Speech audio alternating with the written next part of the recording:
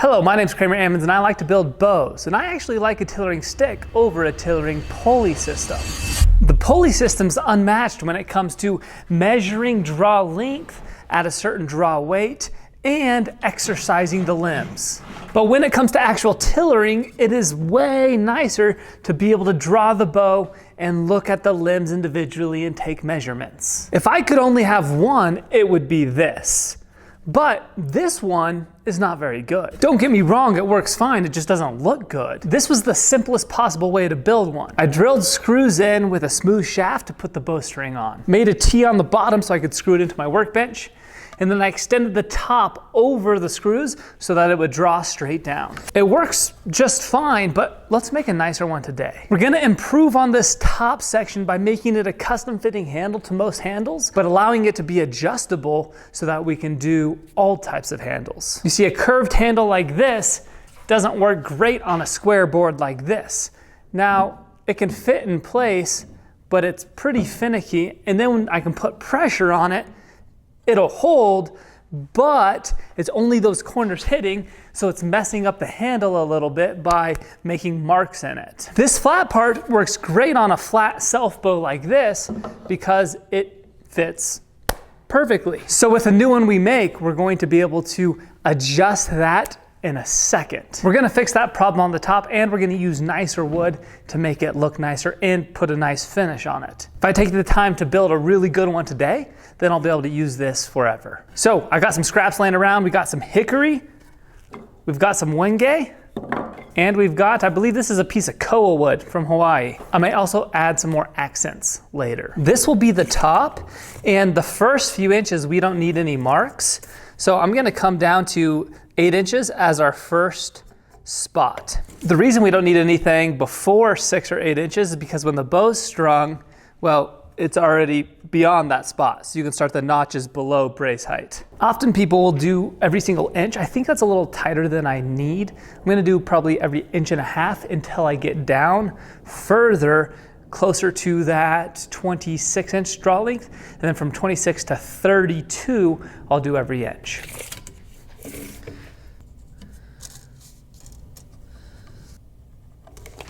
Instead of adding screws, I'm gonna cut notches in, and I'm going to do it at 3/4 of an inch in. So let's mark our depth now.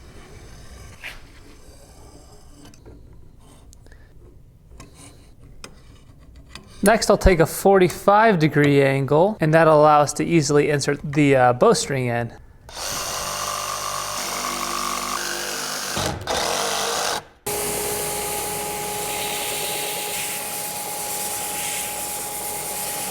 With the notches cut and cleaned up, I don't want this to be a straight line. I kind of want it to be curved like that, because that's how it is when you hold the bowstring. So I need to sand down the corners on all of these notches. But because it's a tight area, rather than sanding, I'm going to use a rasp and flip it upside down. That will allow me to come into it so I don't chip anything out and get that nice round look I'm looking for. This will also make your bowstring or tillering string not cut. Even if they're serving there, you just don't want to put it on any sharp corners.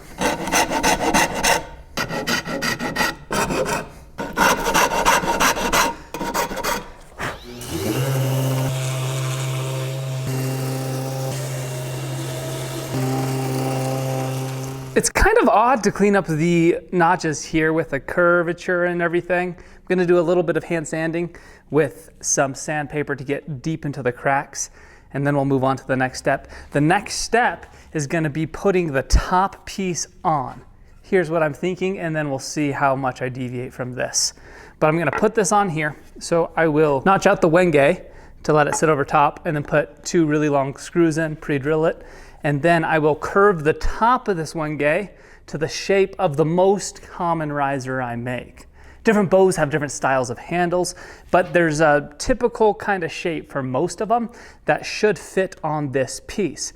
And then what I'm gonna do is take the inverse of that so that I can have a flat top as well. Basically, I'll be able to set on top of the curved piece another curved piece that has a flat piece on top. And then I think I'm gonna magnetize it so that I can drop on the piece to make it flat, and then pop the magnets off and put it on the side for later use. That way, if I'm using a bow with a flat handle or a bow with a curved handle, either one should work just fine. Now, I'm gonna try to do that. Will I do that? We'll see how it ends up working.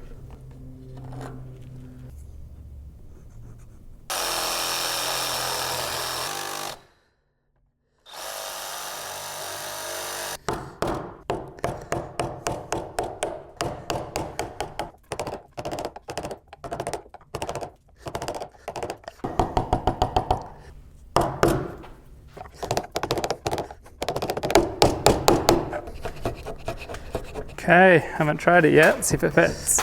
Oh yeah, awesome.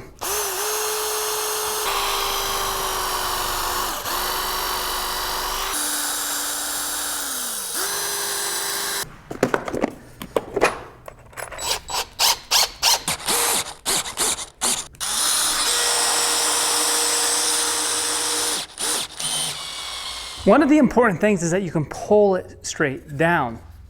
If this were to be mounted back here, then it's not pulling it straight down, and that happens on some tillering sticks. So that's why I moved this forward so that it would be coming straight down. Now I'm running into a problem with the one we're working on right now. Because I cut in instead of adding screws, our second screw right here on the top is right in line with where the handle needs to go. So I may not end up leaving a second screw there. I'll pull it out, I'll shape this properly first, and then we'll deal with that problem next.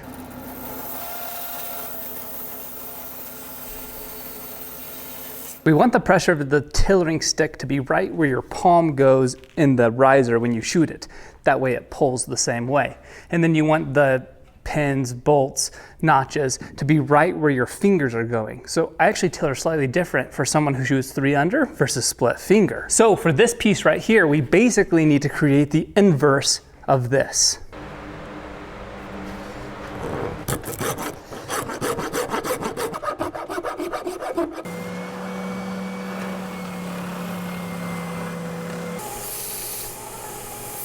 We have the wenge wood on the top, and originally I was gonna use this koa wood for the bottom. But I found another scrap of this wenge that will be good for the bottom, and that'll keep with the color continuity. And so let's do that next.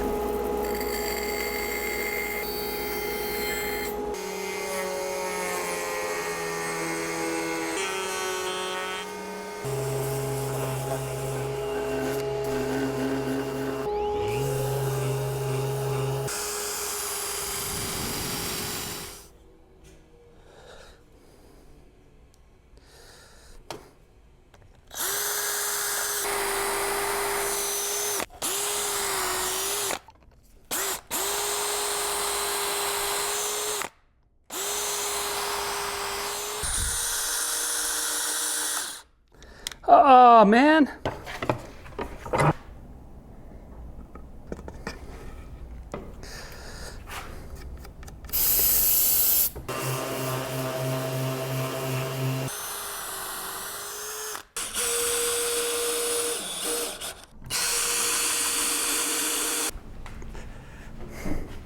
Okay, so let's mark the different draw lengths.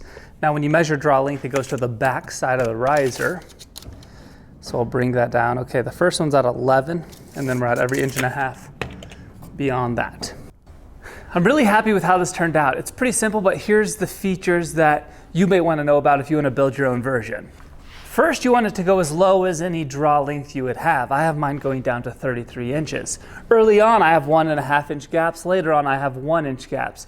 The reason I did this is because I don't really need to tiller 1 inch gaps early on. It just made it less work of cutting in the notches.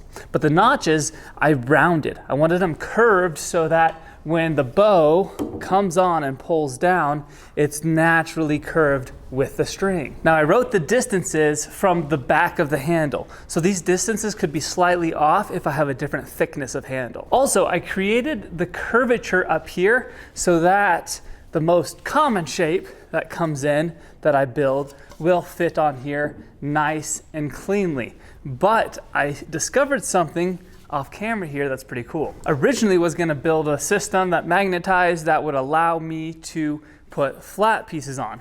But because the deepest part of the curve is still there, a flat board works just fine as well.